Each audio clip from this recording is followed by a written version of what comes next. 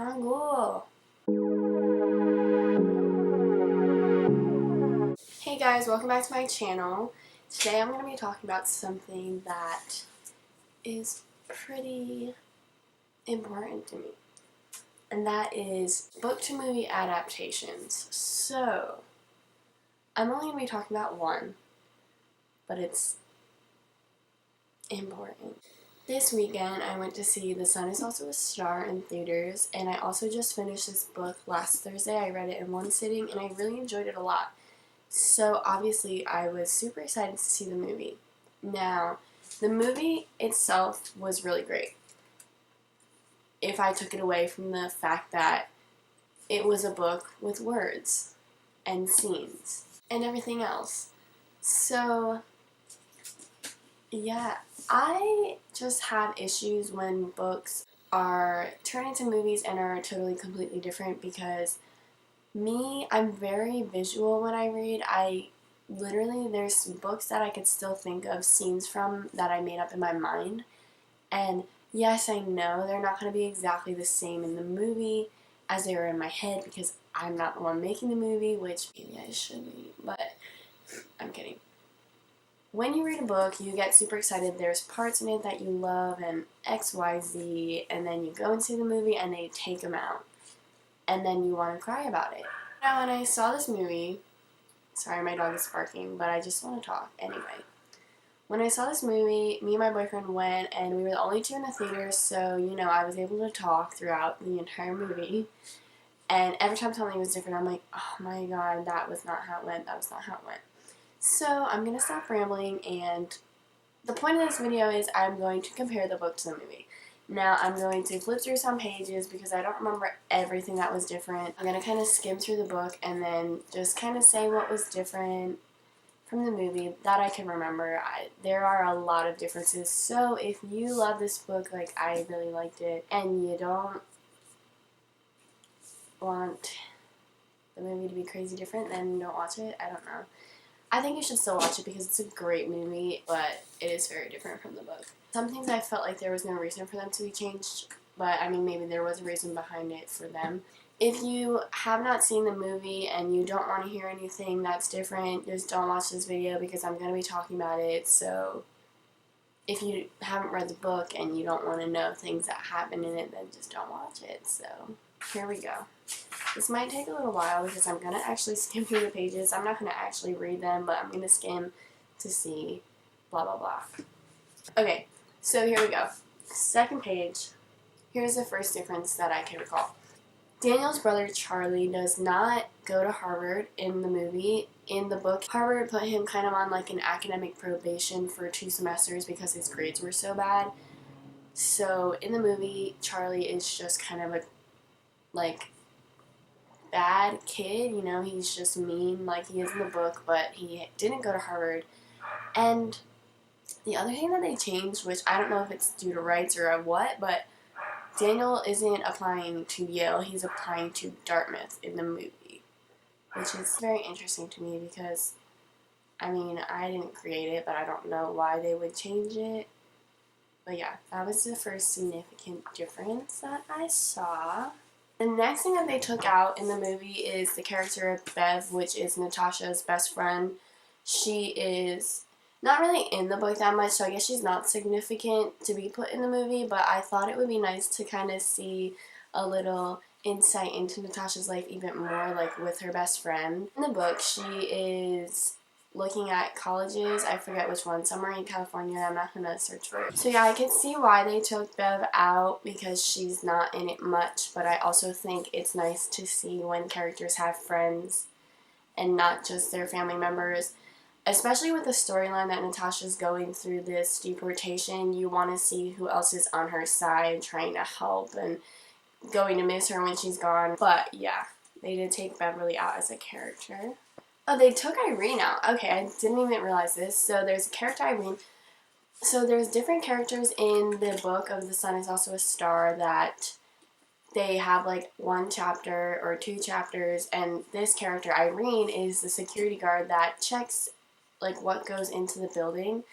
And Irene is like a sweet character. She's not really talked about a lot, obviously, because she's a side character, but she is depressed and wants to kill herself, and something, I believe Natasha said thank you to her or something like that, and it kind of put her back into perspective, and she wound up not because of Natasha, and I think Irene was a sweet character, so yeah, I'm kind of sad they took her out, and I didn't even realize it, but yeah, they did take her out. They also added a character for Daniel instead of having Natasha having a friend, Beverly, Daniel had a friend. I'm not sure what his name was, but he was in the beginning, in the subway scene when they're talking about fate. There's just a lot of things that was added, I believe. Like, I don't know if I'm going to be able to find it. Okay, next thing that's very, very, very significantly different is it's very adamant in the book that the reason they came to America was for Natasha's father to follow his dream of becoming a Broadway actor. And in the movie, they took that out completely. It's just very significant in the book to me that the reason the family moved was for their father's dreams, and he was such a dreamer, and also it kind of, for me, it was like he was building these dreams all the time, so that's why Natasha was so, like, set on being able to do stuff. Not that she believed in fate, because she didn't, but she was a dreamer, like, dreaming that she's going to find this way that she doesn't leave the country. Okay, also, now that I remember, everything's flowing back to me now. In the book, they were leaving that night. In the movie, they were leaving the next morning. So, I mean, I guess for movie senses, if people see it and hadn't read the book, they probably want Daniel and Natasha to fulfill their little love story in more than just a few hours. But in retrospect, that's what actually happened. But they did change it to the next morning. I was kind of upset that they took out the fact that Samuel Kingsley was an actor, because, like I keep saying, it was such a significant point in the book that is what happened, and that is what shifted the relationship between the family and her parents and her father, etc. Like, him just wanting to be... Okay.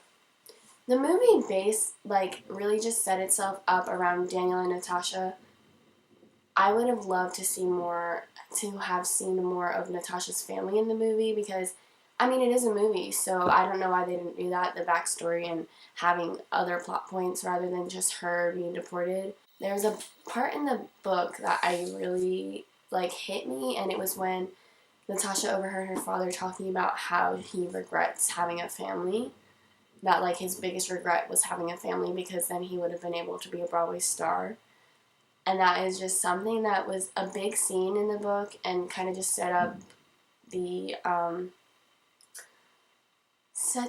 personality of her father. And you didn't see that at all in the movie, literally at all. There's nothing about her family rather than them just calling her and wondering where she is. Okay, the other thing that was quite different was the fact that the train that they talk about in the book with God, Natasha and Daniel are both on that train in the beginning of the movie.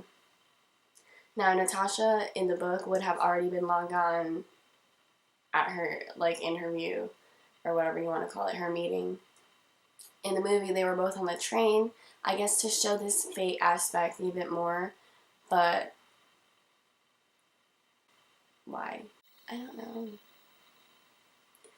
Oh my god, so much was different. Oh my god, I just realized they changed how... Okay. I know they changed how they met. I already knew that, but I forgot how they met in the book. So in the book, Daniel sees Natasha and follows her because he thinks she's beautiful. Okay. Now, in the movie, he also sees her at the train station, and he follows her.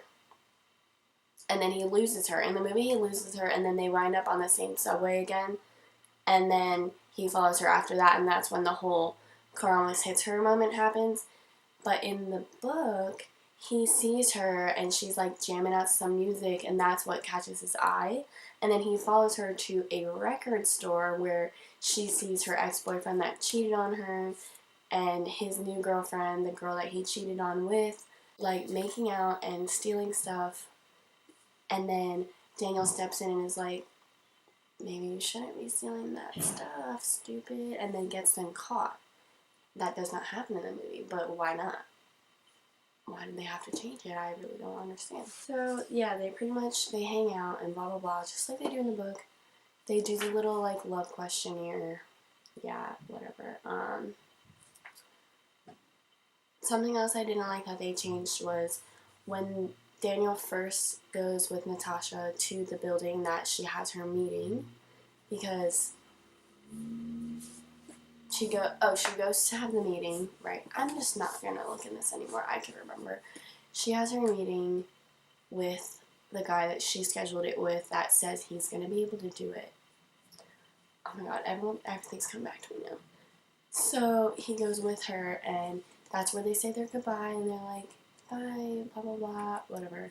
So Daniel has his Yale meeting in the book, and she reschedules for like 6 o'clock. Now in the movie, they reschedule for the next day at like 11, I believe, or something like that. And when they get to the building that day, Natasha goes in and they say bye, whatever. Now in the movie, Daniel's like, oh my god, this is where I'm supposed to have my meeting tomorrow. And I'm like, no, that's not how you're supposed to do it. So that's what they're like, oh, it's fate, we would have met here anyway, blah blah blah. But that was like so early on in the movie that he said that. Like, why? Why did they have to change literally everything? Then, I forget the lady's name and I'm not gonna look it up, but the one girl that was like the desk lady for I can't remember. They were like hooking up and he was married, and he like finally told her that he loves her back and blah blah blah. None of that happened at all. So, I just keep rambling about how everything's different. So the last few things I'm gonna say like 2 or 3 more things. So the other one, this one's very significant also in the book. When Daniel has his meeting at 6 o'clock, he has a meeting with the same man that is the lawyer for Natasha, and he looks down and on the table is Natasha's file, and he sees that she's not going to be able to stay. And he says, like, let me tell her, and then he leaves, and then he winds up telling her, and the guy tries to call, whatever. In the movie, Daniel's in the middle of his meeting, and he starts talking about how he doesn't even want to be there, and blah, blah, blah. And then Natasha just barges in to the meeting, which just doesn't seem like her, like, as her character in the book. It doesn't seem like something she would really do. She barges in and demands, like, to know without leaving. She's not leaving, like, let her know. Is she staying or is she going back to Jamaica? And then he lets her know, and then Daniel runs after her and all this. They also, before that meeting happens, they fall asleep, like, in Central Park or a park or whatever, like, from the night to the next day, which was just kind of unnecessary for me. I don't know. Charlie was definitely made out to be more of a piece of trash to the family, I guess, in the movie. When him and Daniel get into the fist fight, Daniel's father walks in and is like yelling at Charlie, and he's like, and you're the older one?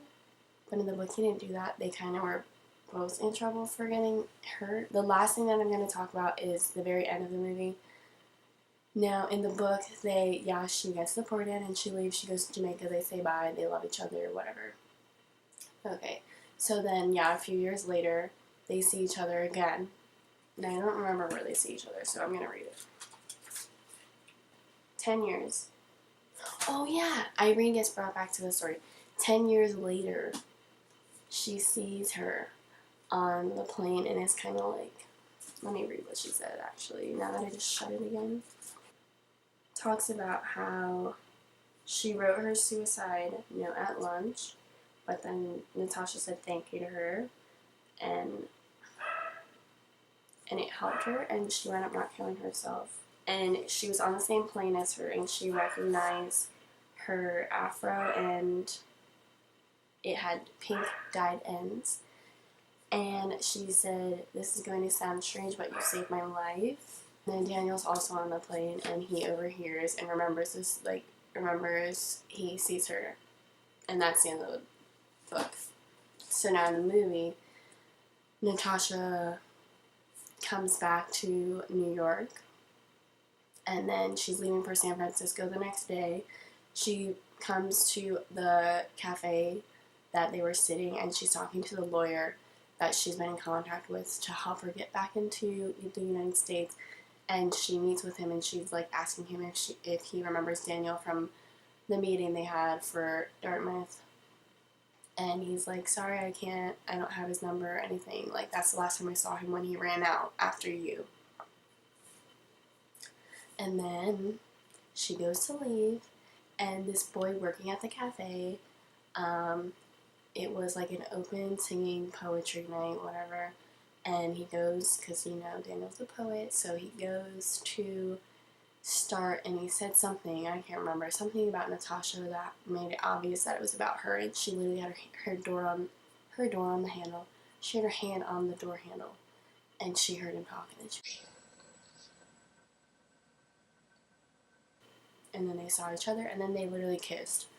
But it was 5 years later in the movie, not 10. But also, still, how would they kiss? How would they know they're not in a relationship with someone else? That made me confused, and that's how it ended. So that's where I'm going to end this video, because I just ranted so much about everything. I still suggest you see the movie. It's not as good as the book because it is way too different.